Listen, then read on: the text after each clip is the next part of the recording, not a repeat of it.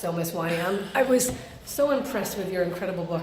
What are three takeaways? Because I have so many takeaways that you would like to share with people. I was just flabbergasted. I was not expecting it to be as wonderful as it was. Congratulations. Wait, you would have think that my talks would be fabulous? I did, but I just didn't know what to expect. I didn't have any expectations, and wow, you just threw the bar up so high. Well, thank you. So the main thing... I was inspired. Oh, I'm so glad you were so inspired. First of all, thanks for coming. I was surprised that I just see you here. I told you I would try. I'm glad you came. And so the first thing I would just say is that,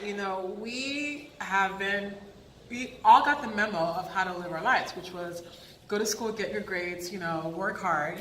This girl has a law degree. She's worked as a lawyer for many years. So. And, you would work for this company and it would take care of you and you could retire.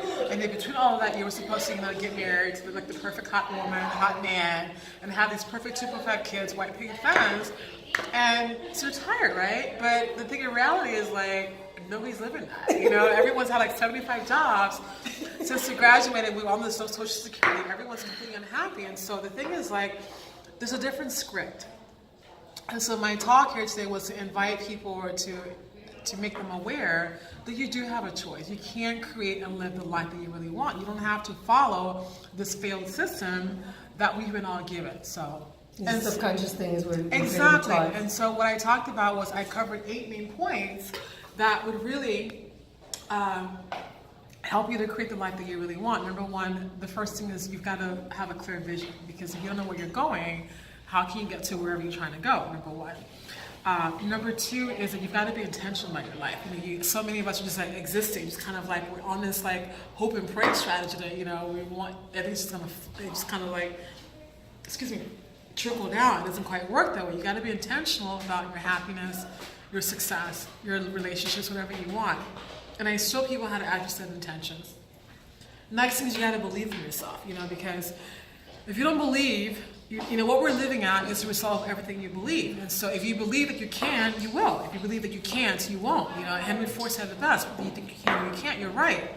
And so you gotta believe in yourself. And so I talked about how it's so much of the collective consciousness, it's all about negativity, you can't, it's hard, it's difficult. And it's there's a different frequency that's saying, it's easy, yes you can, how about I can try it out. So it's understanding everything you're having in your life, it's a result of what you believe. That's really what life is like. You are the storyteller. You are saying to life, I believe this, and life is giving you the evidence of it, right? And so it's your life is a direct mirror reflection of what it is that you're believing.